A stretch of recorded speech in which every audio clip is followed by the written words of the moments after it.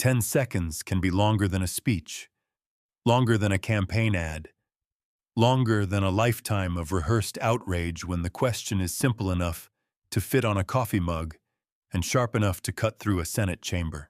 Representative Ilhan Omar walked into that room ready to accuse Vice President JD Vance of pulling up the ladder behind him. But she walked out remembered for something far louder than her accusation. 10 full seconds of silence. And that is the part Washington hates, because silence cannot be edited into a cleaner answer. This was not a normal hearing. This was not just another immigration debate where politicians trade prepared lines, staffers pass notes, cameras catch the correct angle, and everyone escapes with their talking points intact. This was a public cross-examination disguised as a Senate floor confrontation, and Ilhan Omar made the first mistake every overconfident witness makes. She mistook volume for evidence. She looked at JD Vance and called him the poster child for pulling up the ladder, the man who wrote about hardship, sold the story, climbed into power, and then allegedly slammed the door on every immigrant and refugee trying to follow him. It was a clean attack. It was made for cable news. It had the shape of a viral clip before the sentence was even finished. But the problem with throwing a match in a room full of records is that sometimes you do not start a fire under your opponent. Sometimes you light up your own file. Vance did not explode. He did not pound the desk. He did not perform the usual Washington theater, where outrage comes prepackaged with a fundraising link. He waited, and then he did something far more dangerous than yelling. He compared two lives. He put Middletown, Ohio next to Mogadishu. He put a broken home next to a refugee camp. He put his mother's dependency, the Marine Corps, the GI Bill, Ohio State, Yale Law School, and the vice presidency beside Omar's escape from civil war. 4 years in a Kenyan refugee camp, resettlement in America, citizenship, public school, voting rights, and a seat in Congress. That was the frame. Not left versus right. Not refugee versus hillbilly. Not immigrant versus working class. The real question became brutally simple. What do you owe the country that saved your life? And once Vance moved the argument there, Omar's original attack started to shrink. Because accusing a man of hypocrisy is easy when the only exhibit is a slogan. It gets harder when the man answers with a timeline. It gets harder when the man says, America gave him a grandmother who kept him alive, a recruiting office that gave him discipline, a school system that gave him a path, and a country flawed enough to criticize but generous enough to transform a scared kid from Ohio into the vice president of the United States. Then Vance turned that same moral mirror toward Omar. America did not just tolerate her family. America admitted them. America resettled them. America educated her. America gave her citizenship. America gave her the legal right to criticize the very nation that turned a refugee child into a member of Congress. And that is where the hearing stopped being politics and became something colder, cleaner, and much harder to dodge. Because Vance was not asking whether America is perfect. Nobody serious asks that question. The cemeteries, the court records, the poverty maps, the broken towns, the failed programs, and the angry families already answer it. The real question was whether imperfection cancels gratitude. Does a country have to be flawless before a leader can say thank you? Does America have to erase every scar before Ilhan Omar can admit that the same system she condemns gave her power, protection, a platform, and a microphone? That was the trap, and Omar had walked straight into it, wearing the confidence of someone who thought accusation alone would be enough. Vance did not need to invent a scandal in that chamber. Ilhan Omar had already brought the weapon, loaded it herself, and aimed it at the wrong man. She accused JD Vance of shutting the door on refugees, but Vance answered by opening the one file Washington fears most, the record. Not feelings, not slogans, the record.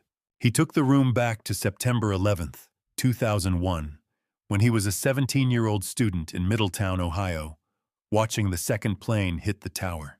The number was not symbolic. Nearly 3,000 Americans were killed.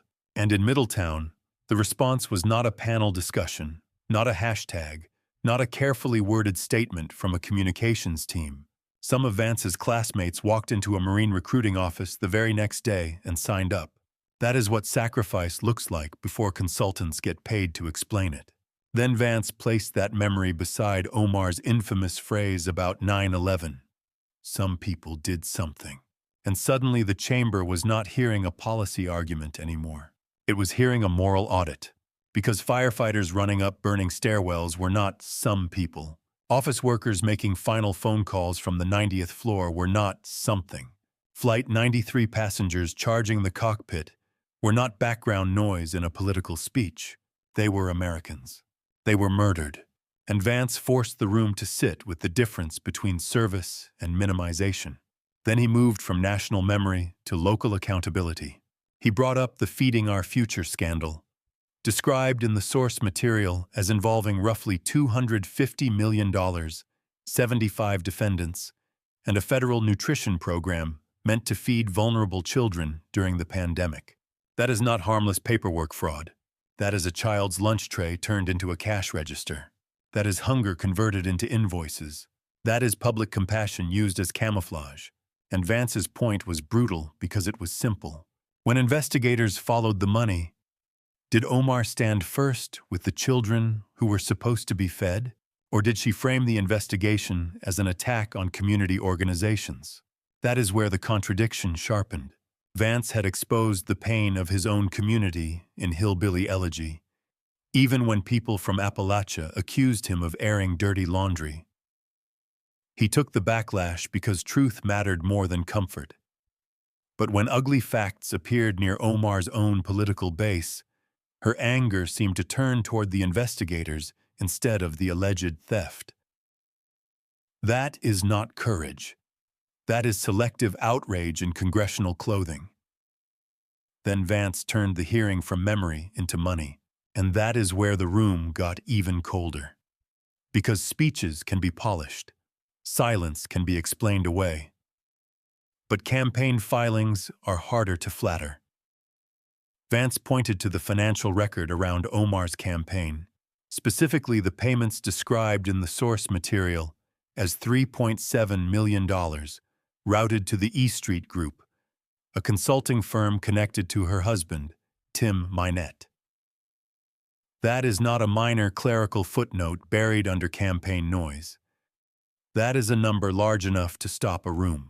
$3.7 million does not accidentally wander into a spouse-linked firm like a lost tourist looking for the Capitol gift shop. It moves through decisions. It moves through signatures. It moves through invoices, amendments, explanations, and eventually questions.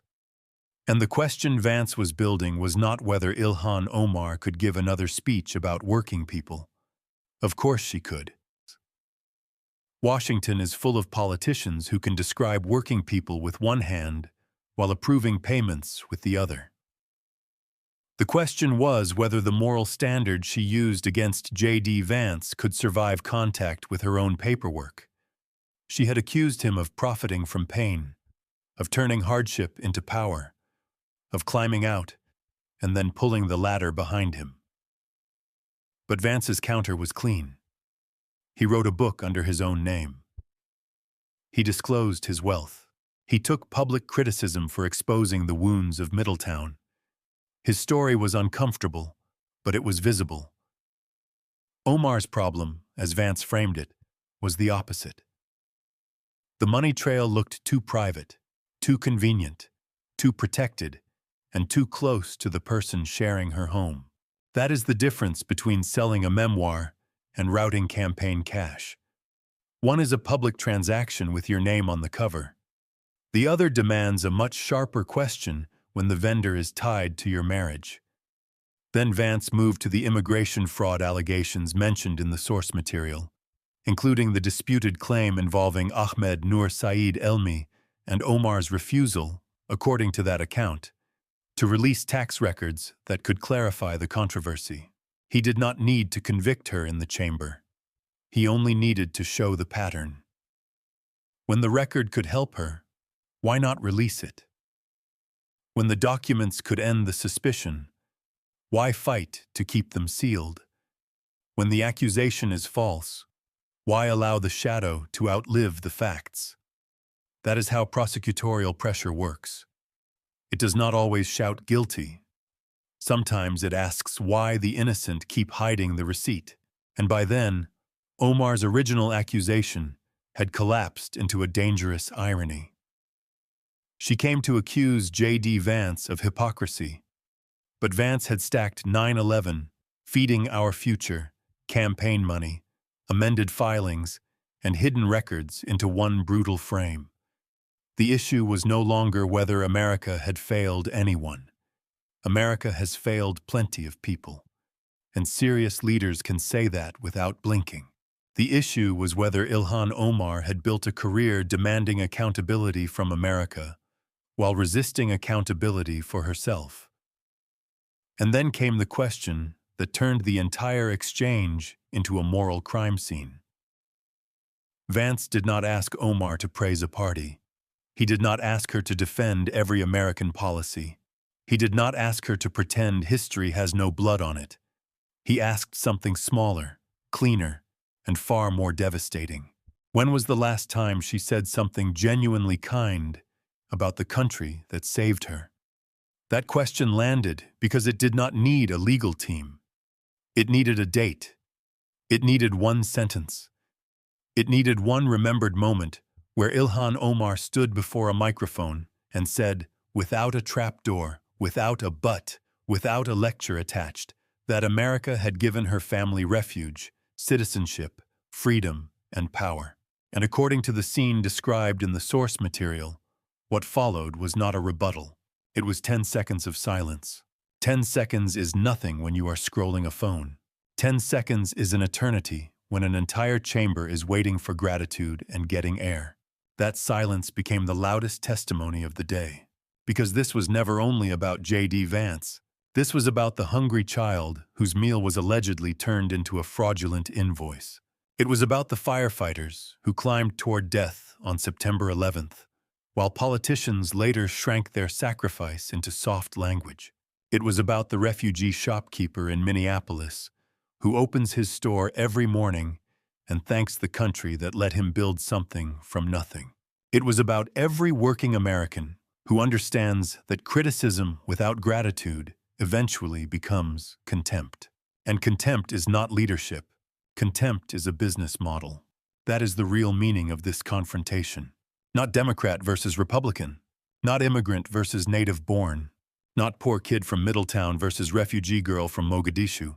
The real issue is whether power still owes truth to the people it claims to defend. Does the law apply only when the accused belongs to the other tribe? Do children matter only when their suffering fits the speech? Does America become useful when it grants citizenship, office, security, and fame, but suddenly become unworthy of one kind word when gratitude threatens the brand? That is why Vance's question mattered. It stripped away the costume. It forced the room to see the difference between honest criticism and permanent resentment. A serious leader can criticize America and still love America. A grateful leader can expose failure without pretending the country itself is the enemy. But when a politician cannot name one clean moment of thanks after receiving everything from refuge to a congressional seat, the silence is not awkward. It is evidence. And that evidence now belongs to the public. So the question remains hanging over that chamber, over Omar's record, and over every leader who profits from outrage while avoiding accountability.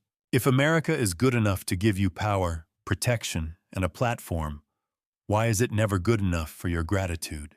Like this video, if you believe public leaders should answer simple questions with honest words. Comment below and tell us whether Vance exposed a real contradiction or whether Omar still has an answer she has not given.